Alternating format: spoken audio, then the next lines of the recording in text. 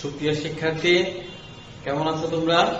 Online ক্লাসে তোমাদের স্বাগতম। আমি নুরুল ইসলাম শিকদার, প্রভাষক, রাজাবাড়ী কলেজ, মির্জাপুর, টাঙ্গাইল। আমি অর্থনীতির একটি টপিকস নিয়ে আলোচনা করব। আজকের টপিকসটা হচ্ছে যোগান। তো প্রিয় শিক্ষার্থী, আমরা দেরি না করি স্ক্রিনের দিকে তাকাই প্লিজ। সুপ্রিয় শিক্ষার্থী, আজকে আমরা আলোচনা করব যোগান দ্বিতীয় অধ্যায়। দেখো, সবাইকে শুভেচ্ছা। নিচে ছবির দিকে লক্ষ্য করো। ছবি দেখে নিশ্চয় তোমরা উপলব্ধি করতে পারবে। এরপরে দেখো, আজকে আমাদের আলোচ্য বিষয় হচ্ছে যোগান। এখানে আমরা কি কি শিখতে পারবো? দেখো, যোগান কি তা বলতে পারবে, যোগানের কয়টি বৈশিষ্ট্য এবং কি কি তা লিখতে পারবে, যোগান বিধির ব্যতিক্রমগুলো কি তা লিখতে পারবে, যোগান সূচি ও যোগান রেখা চিত্রের মাধ্যমে বর্ণনা করতে পারবে। তো প্রিয় শিক্ষার্থী, দেখো, এরপরে যোগান আমরা সংজ্ঞাটা আগে দেখি। সাধারণ অর্থে যোগান বলতে দ্রব্যের সরবরাহকে নির্দেশ করে, কিন্তু অর্থনীতিতে যোগান একটি ব্যাপক অর্থে ব্যবহৃত হয়েছে। দেখো, অর্থনীতিতে যোগান বলতে একটি নির্দিষ্ট সময়ে ও নির্দিষ্ট দামে বিক্রেতাগণ কোন দ্রব্যের যে পরিমাণ বিক্রয় করতে প্রস্তুত থাকে তাকেই বোঝায়। সুপ্রিয় শিক্ষার্থী, আমি আবার বলতেছি, একটু মনোযোগ সহকারে লক্ষ্য করো। অর্থনীতিতে যোগান বলতে একটি নির্দিষ্ট সময়ে ও নির্দিষ্ট দামে বিক্রেতাগণ কোন দ্রব্যের যে পরিমাণ বিক্রয় করতে প্রস্তুত থাকে তাকেই বোঝায়। অনেকেই কিন্তু যোগান আর এবং মজুদকে একই অর্থে মিলিয়ে ফেলে। তো শিক্ষার্থী, মনে রাখবা, অর্থাৎ আমি যদি 100 মণ ধান আমার যদি বাড়িতে থাকে, আমি সেখান থেকে যদি আজকে 20 মণ বিক্রি করতে চাই, তাহলে এই যে 20 মণ, এই 20 মণই হচ্ছে আমার যোগান। কিন্তু আমার যে 100 মণ ধান আছে, এটা কিন্তু যোগান নয়, এটাকে মজুদ বলা হয়। এখান থেকে আমি কি পরিমাণ বিক্রয় করতে প্রস্তুত, সেটাই হচ্ছে তোমার কি যোগান। তো প্রিয় শিক্ষার্থী, এরপরে আমরা দেখি তোমার প্রামাণ্য সংজ্ঞা। অর্থনীতিবিদ মেয়ার্সের মতে কোন নির্দিষ্ট সময়ে বিক্রেতাগণ বিভিন্ন দামে একটি দ্রব্যের যে পরিমাণ বিক্রয় করতে প্রস্তুত থাকে তাকেই যোগান বলে। প্রিয় শিক্ষার্থী, দেখো, ইংরেজিতে we may define supply as a schedule of the amount of a good that would be offered for sale at a possible price at any one instant of time or during any one period of time. অর্থাৎ একটি নির্দিষ্ট সময়ে বিক্রেতাগণ যে পরিমাণ বিক্রয় করতে প্রস্তুত থাকে। প্রিয় শিক্ষার্থী, দেখো, এরপরে আমরা যোগান বিধিটা দেখি। যোগান বিধি দেখো, অন্যান্য অবস্থা যদি অপরিবর্তিত থাকে, হ্যাঁ, থেকে যদি কোন নির্দিষ্ট সময় কোন দ্রব্যের দাম বাড়লে যোগান বাড়ে। খেয়াল করো, আমরা চাহিদার ক্ষেত্রে কিন্তু দেখেছি দাম বাড়লে চাহিদা কি করে কমে, ওখানে ছিল বিপরীত অবস্থা। আর এখানে দেখো একটু, যে যদি দাম বাড়ে তাহলে যোগানও বাড়ে, আর দাম কমলে যোগান কমে। অর্থাৎ দামের সাথে যোগানের সম্পর্কটা হচ্ছে সমমুখী। দাম এবং যোগানের এরূপ ক্রিয়াগত সম্পর্ককে যোগান বিধি বলে। তাহলে আমরা কিন্তু যোগান বিধির সংজ্ঞাটা জেনে গেলাম। তো প্রিয় শিক্ষার্থী, দেখো, এরপরে কিছু শর্ত আছে।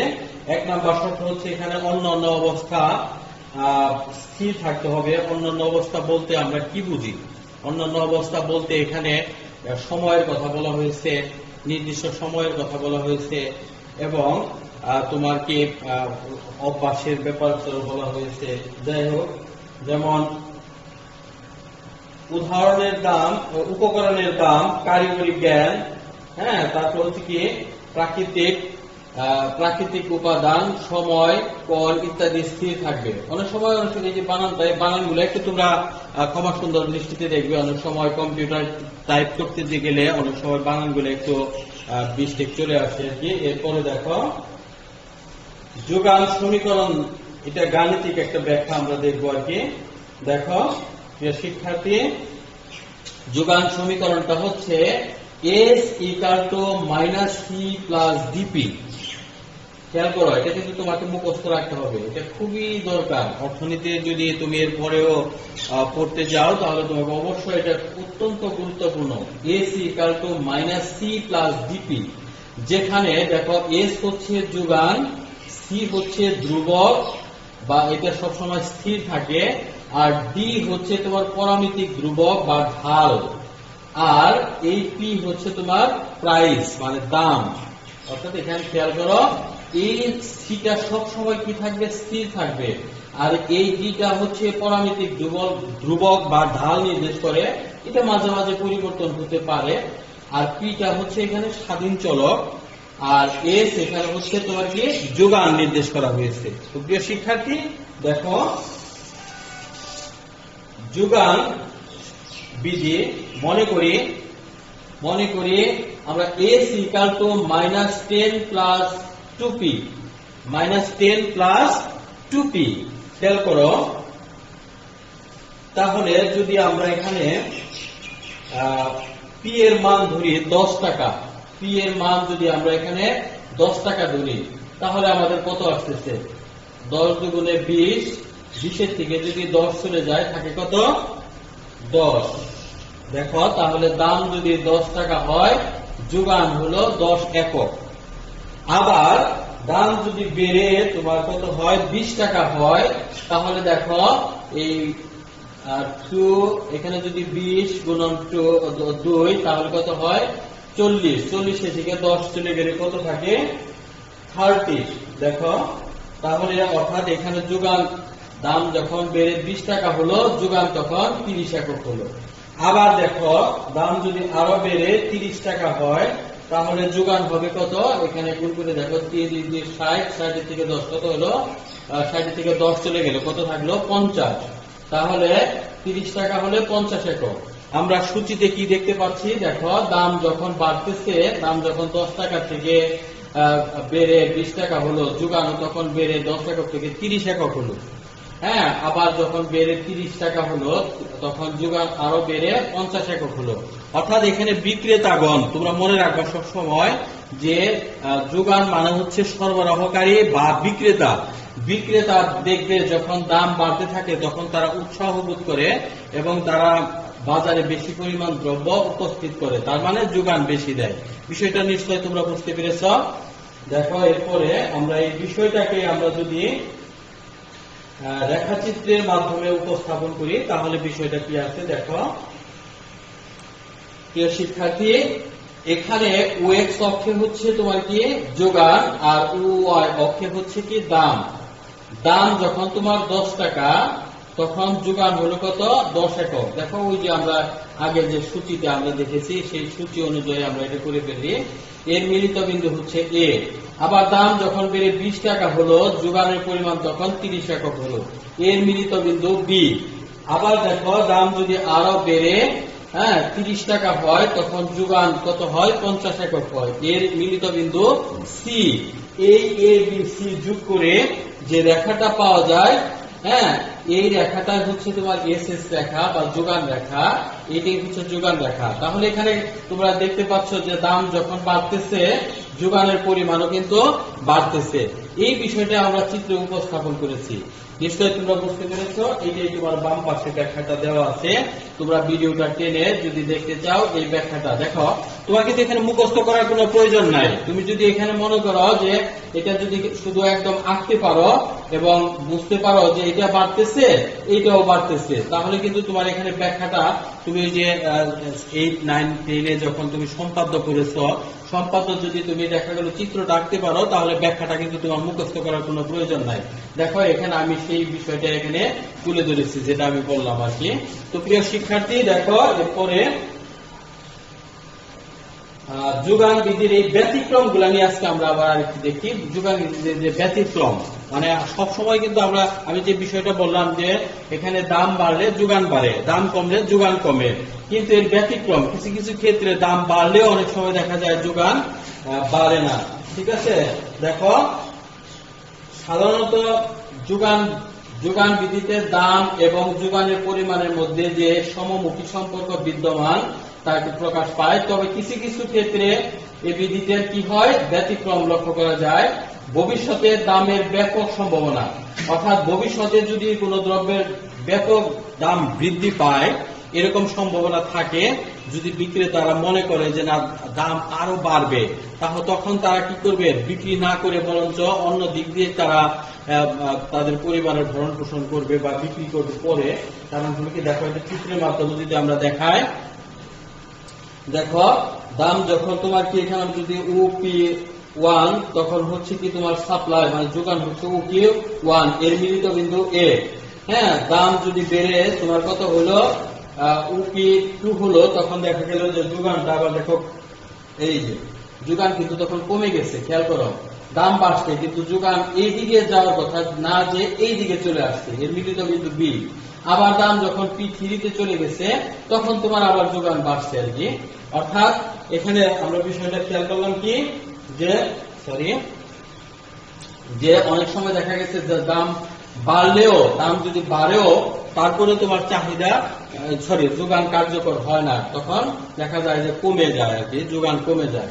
এটা হচ্ছে একটা ব্যতিক্রম। আমরা তারপরে দেখি 2 এ লক্ষ্য করো তোমরা, সীমাবদ্ধ যোগান। এক্ষেত্রে দাম বৃদ্ধির মাধ্যমে অধিক যোগান লাভের কোনো সম্ভাবনা নাই। যেমন জয়নুল আবেদিনের শিল্পকর্ম, টিপু সুলতানের তলোয়ার, এগুলা পৃথিবীতে তোমার রিয়া একটাই, এটা দ্বিতীয়বার আর কেউ পারবে না। অতএব এখানে যদি তোমার দাম বাড়েও অনেক বেড়ে গেল, তারপরে তোমার কোথায় এর যোগান বাড়ানো সম্ভব নয়। দাম বেড়ে যদি P1 থেকে P2 হয়, তারপরে যোগান আর বাড়ানো সম্ভব নয়, কারণ টিপু সুলতানের তলোয়ার পৃথিবীতে একটাই। তো এইগুলা হচ্ছে ব্যতিক্রম। এরপরে হচ্ছে দেখো 3, হ্যাঁ, শ্রমিকের মজুরি অধিক বাড়লে শ্রমিকের যোগান তত বাড়ে না, কারণ স্বাভাবিক কারণে শ্রমিকরা তখন আরাম আয়েশ করতে চায়। হ্যাঁ, যেমন মনে করো তোমার যে শ্রমিকরা যদি মনে করে যে তাদের ইনকামটা অনেক, একজন রিস্কাওয়ালা যখন তার পরিবারের ভরণ পোষণের জন্য দরকার হলো তোমার 500 টাকা, সে যখন ইনকাম করতে পারবে 600 টাকা প্রতিদিন, হ্যাঁ, তখন দেখা যাবে যে ইনকাম যদি পরিবারের ব্যয় যদি তোমার সেই 500 টাকায় রয়ে গেল, কিন্তু ইনকাম যদি 700 টাকা হয়ে গেল, তখন সে কি করবে, বেশি পরিমাণ কাজ না করে সে বিশ্রাম নিবে, হয় অনেক সময় সিনেমায় যাবে অথবা বিনোদনে কোনো জায়গায় বেড়াতে যাবে পরিবার পরিজন নিয়ে। অর্থাৎ তখন দেখা গেল যে শ্রমিকরা বেশি মজুরি এখানে পেলে তখন তারা কি করবে, তোমার যোগান এখানে কম দিবে। একটু খেয়াল করো বিষয়টা চিত্রে দেখো, যখন মজুরি OW1 তখন হচ্ছে সে মানে কাজ করে হচ্ছে OL1 পরিমাণ। আবার যখন মজুরি আরো বেড়ে যায় OL2 পরিমাণ হয়, তখন সে উৎসাহ বোধ করে সে কাজের পরিমাণ বাড়ায় আর কি, OL2 হয়। হ্যাঁ, তখন দেখো আবার যখন তার তোমার মজুরি আরো বেড়ে যায় OL3, তখন সে আবার কি করে, তার শ্রম ঘন্টা কমিয়ে দেয়, অর্থাৎ তখন সি বিন্দুতে চলে আসে, অর্থাৎ এই দিকে চলে আসে। সে কিন্তু তখন আর এখানে কাজ করে না আর কি, কাজ কমিয়ে দেয় আর কি, কাজ একদম করে না তা না, কিন্তু আগে সে কাজ কমিয়ে দেয়, কারণ তার ইনকামটা বেশি। বিষয় এরপরে আছে মৌসুম দ্রব্য, যেগুলা তোমার কি, যেমন এই যে কাঁঠালের সিজন ছাড়া যখন কাঁঠাল না পাওয়া যায়, তখন এটার দাম যতই বাড়ো সেটা কিন্তু পাওয়ার সম্ভাবনা থাকে না। তারপরে মহামন্দা দেখা দিলে, এইসব ইত্যাদি কারণে। তো তোমাদের যদি বাস্তবিকই ক্লাস নিতে পারতাম তাহলে তোমরা হয়তোবা প্রশ্ন করতে পারতে। এখন হয়তোবা অনেকেরই প্রশ্ন থেকে যায় আর কি। তো সুপ্রিয় শিক্ষার্থী, তোমাদের হয়তোবা অতৃপ্তি রয়ে গেল যে আসলে কোনো প্রশ্ন করতে পারলে না। তো ক্লাসগুলো তোমরা যদি একটু ভালোভাবে টেনে টেনে 2-3 বার করে দেখো, তাহলে হয়তোবা অনেকটাই আয়ত্তে চলে আসবে। তো আমাদের এই করোনা পরিস্থিতি যদি স্বাভাবিক হয়, তখন হয়তোবা তোমাদের সাথে ক্লাস হবে, আর ওই ক্লাসগুলো তোমাদের ভালো লাগবে, তোমরা প্রশ্ন করতে পারবে। তখন আমি বিভিন্ন অ্যাঙ্গেলে তোমাদেরকে দেখাইতে পারবো যেটা কেন হলো, কিভাবে হইলো। হ্যাঁ, তারপরও আমি মনে করি যে যদি তোমরা এখান থেকে এতটুকু একটু উপকার পাও আর কি, তাহলে নিজেকে ধন্য মনে করবো। তো সুপ্রিয় শিক্ষার্থী, ভুল ভ্রান্তিগুলা খুব ক্ষমা সুন্দর দৃষ্টিতে দেখবে, এই আশা ব্যক্ত করে আমি তোমাদের কাছ থেকে বিদায় নিচ্ছি। আল্লাহ হাফেজ।